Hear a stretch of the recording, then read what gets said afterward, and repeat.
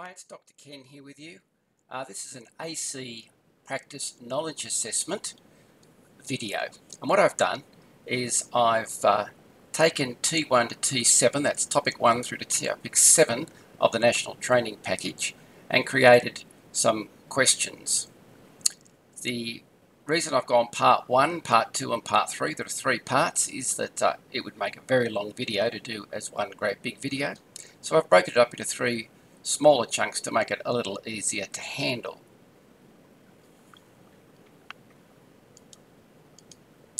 So how does the video work? There's basically 4 slides per question. So the first slide poses the question or the problem. The second slide is just the same question, but I put a little green pause on the screen to say, for you to pause the video there and for you to try and nut out the problem. Then the next slide is what I call a pause hint. So again, I will give you some explanation or some hint.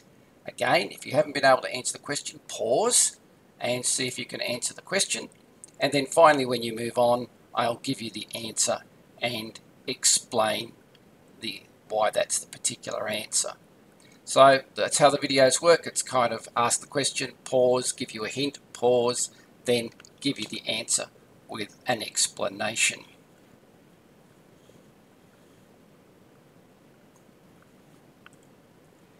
So here's our first question. What is the effective DC value of an AC voltage? There are 4 choices.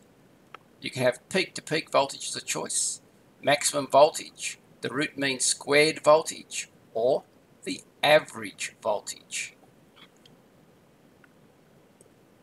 So here's our first pause. Pause here. I'll play a little bit of background music while you pause and think about it.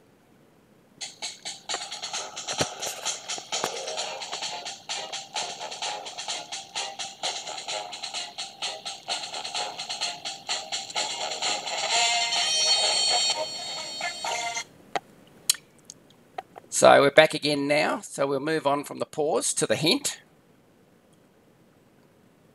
So here's the hint slide.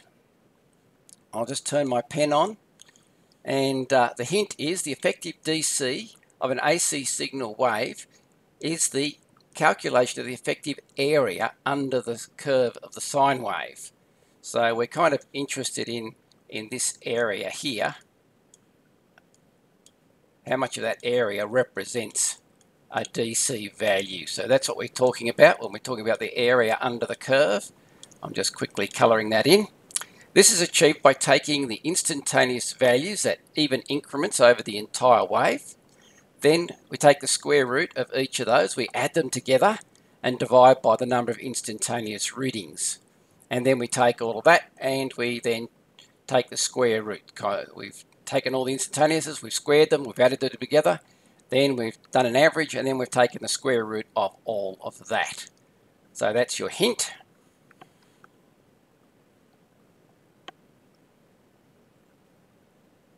So now we'll move on to the answer. So what is the effective DC value of an AC voltage?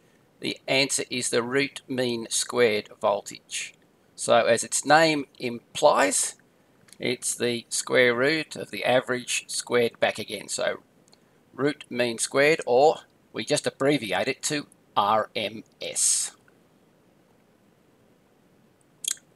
Question 2, calculate the angle Y. So have a think about how you might go about calculating the angle Y round a right angle triangle with the adjacent at 300 millimeters and the hypotenuse at 500 millimeters. So I'll pause here.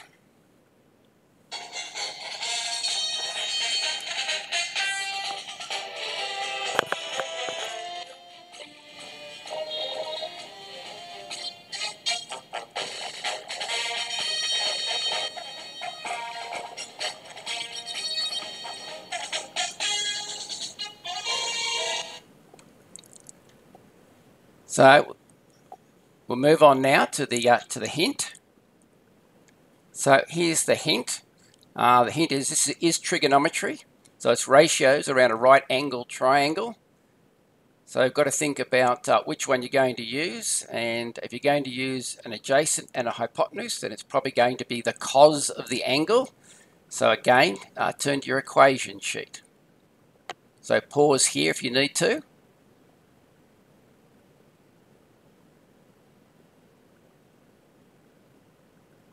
So now let's move on to the answer. So here's our answer. So again, this is trigonometry, ratios around a right angle triangle. The cos of the angle is the adjacent on the hypotenuse. So the cos of the angle is 300 divided by 500. It's going to give us the ratio, and the ratio, or the cos of the angle, is 0.6. And to work out the actual angle in degrees, we would go cos to the minus 1. 0.6 converts our ratio back to an angle, giving us 53.1 degrees. So now question 3. The time taken for an AC waveform to complete one complete cycle is called. So the time taken for an AC waveform to complete one cycle is called amplitude, period, frequency, or the peak value. And let's pause there.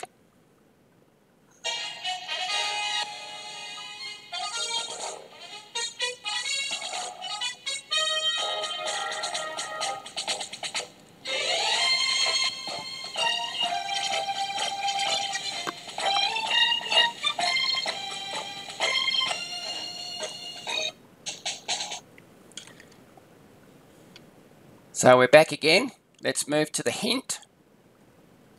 So here's our hint. So what do you think from our hint on the screen? We've got a drawing of a sine wave in this particular case. So what represents one full cycle? Which term? From the start of the wave in one place to the finish of it in the same place, one full cycle on. Okay, it's time to move on to the answer. So the answer is the period of the wave. So the hint there was the time taken. So the words time should have been a hint to what was going on. So I'll just underline that, time taken. Amplitude has nothing to do with time. The peak value has nothing to do with time, so we could have eliminated those. And the ones that do have to do with time, so frequency was to do with time, and period. So frequency is the number of times we go through a period in 1 second, but to go from one complete cycle, it's just called the period. Moving on to our question number 4. On a phasor diagram, what is the direction of rotation and why? I'll say that again. On a phasor diagram, what is the direction of rotation and why? So you can have clockwise because it just is the norm. You can have clockwise because all generators run in a clockwise direction. You can have anti-clockwise because it's just the standard. Or you can have anti-clockwise because it is the generation standard in Australia. So again, we'll pause while you have a little bit of think.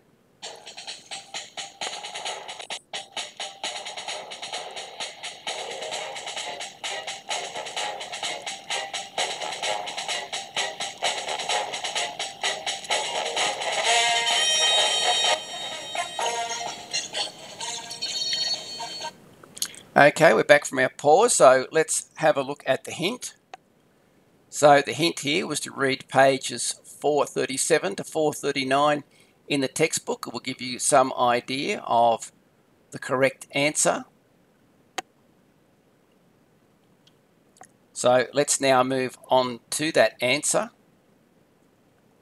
And the correct answer is we rotate them in an anti-clockwise direction because it's the generation standard in Australia. So that's why we're rotating our phasor diagrams, to make sure we get that phase sequence of A, B, C in the right order, and we do that by rotating through anti-clockwise because that's the way we generate in Australia. So question 5 is the phasor diagram you can see below shows 2 voltages. Calculate the resultant voltage. Just want the voltage, not too worried about the phase angle at this stage. Just want you to calculate the resultant voltage of the 2 voltage phases that you can see on the screen. So let's pause there.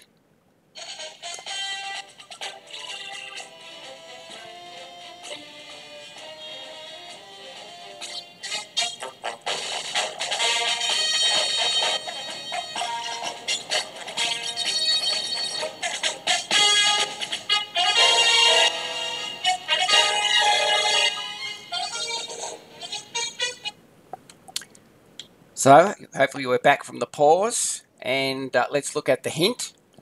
So this is a Pythagorean problem.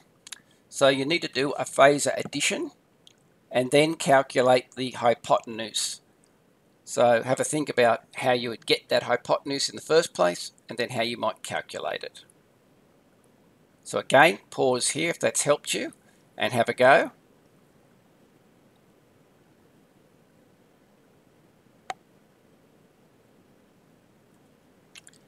So here's our answer, and I've done the answer in 2 parts. So this is part 1 of the answer. And what we've done is we've just taken the 400 volt phasor, which is this one here, and transferred it up to here. We could have top to tailed or just, transferred it up as part of a parallelogram. We've taken the 300 volt phasor and we've transferred it over here. Again, making it part of a parallelogram or top to tail, but at the end of the day, we needed to find this specific point on the phasor diagram. That's what it was all about, finding that point. We simply then project back along here to the origin. That's our origin here, and that is the volts total between those 2 phases. So that's how we've got the actual length. So now how can we use some Pythagoras to actually work out that length?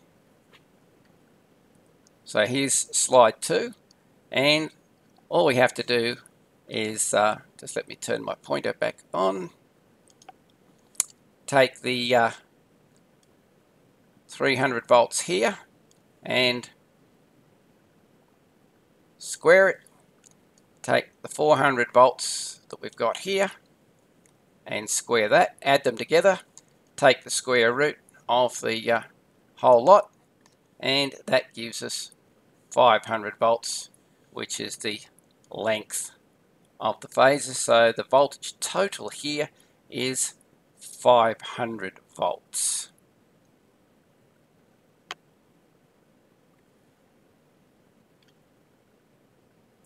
Okay, let's move on to question 6. So inductors are useful in AC circuits, but for what reason? So here are 4 possibilities. They have low internal resistance, they have good power factor, they are cheaper than capacitors, and they're easy to make. So 4 possibilities. So let's pause while you think about it.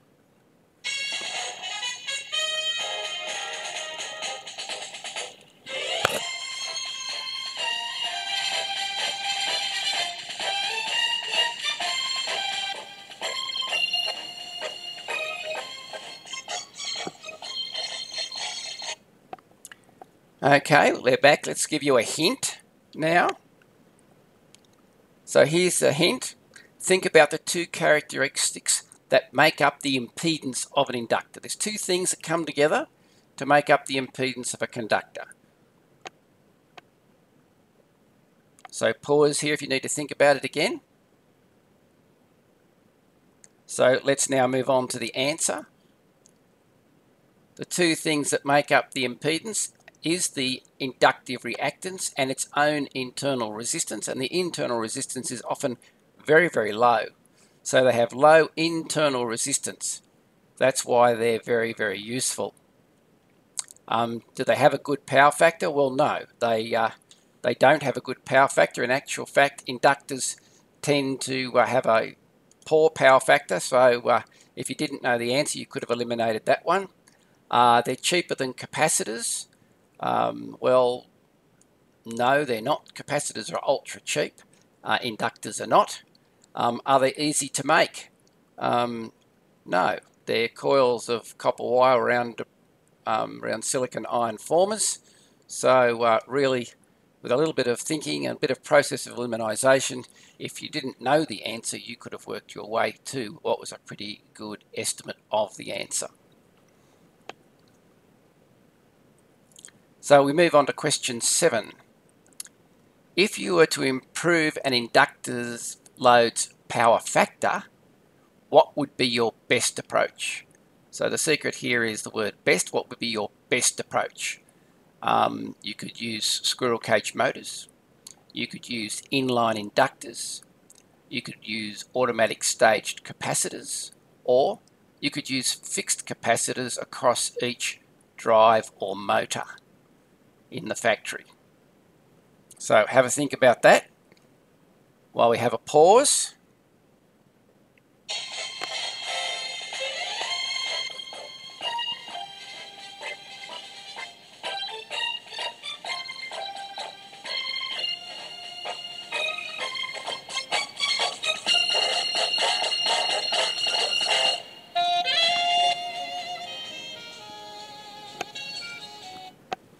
Okay, back from our pause, let's move on to our hint. So the hint here is think about the flow and the phase relationship. So the flow of the current flow and the phase relationships within doing power factor correction.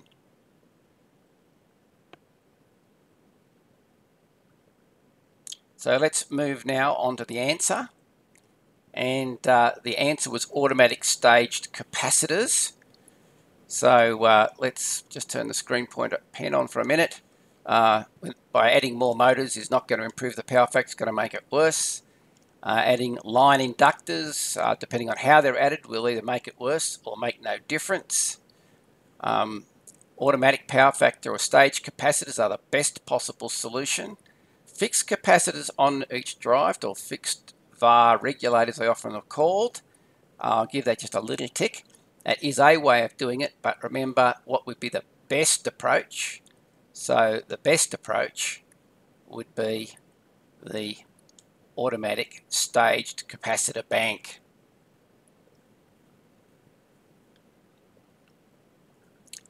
So question 8. From the list below here, which loads are primarily resistive as an AC load? So listen to the question carefully. From the list, which loads are primarily resistive as an AC load? The options you've got is a squirrel cage motor, an oven, a domestic fridge, a vacuum cleaner, and an incandescent lamp. Which one of those would be resistive? So pause here while we think about it.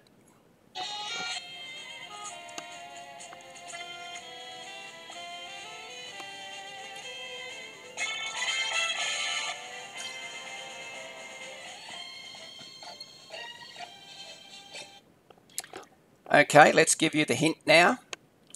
So most motors are inductive and most heaters are resistive. So if you get that in your thinking and relook at the list. So let's look at the answer. Squirrel cage motors are inductive, so that puts that one out. I'll put a little cross next to him. Ovens, by definition, that one's correct because they just turn energy into heat, and that's a resistive thing. A domestic fridge has an electric AC motor in it, which is inductive, so that's not going to help you.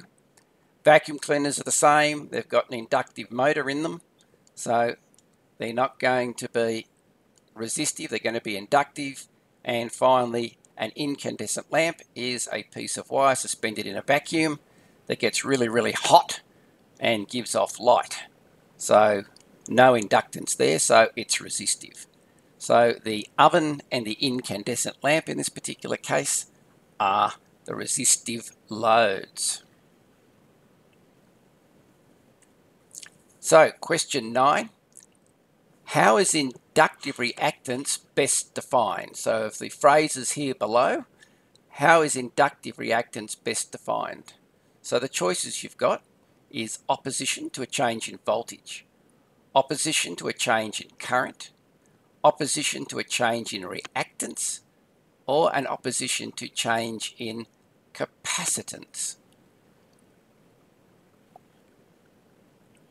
So time to pause the video, have a think about your answer.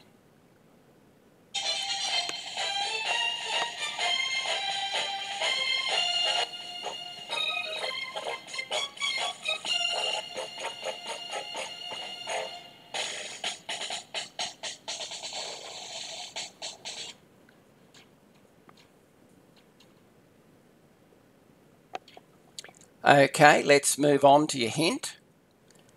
So what's another name for reactance? When and how does it relate to Ohm's law? So what are some other terms that we use for reactance, and how does this relate to Ohm's law when thinking about that definition? So how is inductive reactance best defined? Have another think, and then let's look at the answer. So the answer is opposition to a change in current, and you can see there I've highlighted the word current.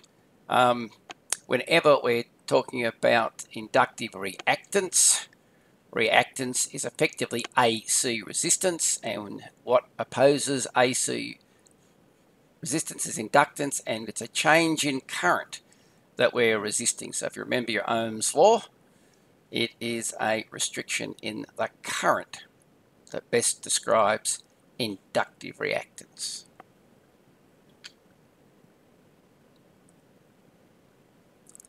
Question 10. What is the inductive reactance of XL1 in the circuit below? And you can see here we've got a circuit with 50 volts at 60 Hertz. The I total, the current total, is 3.71 amps. And they tell us that XL1 is a pure inductor, So we're not going to have to worry about its internal resistance. So a pure inductor, 3.71 amps and 50 Hertz. So what would be the inductive reactance? So pause here.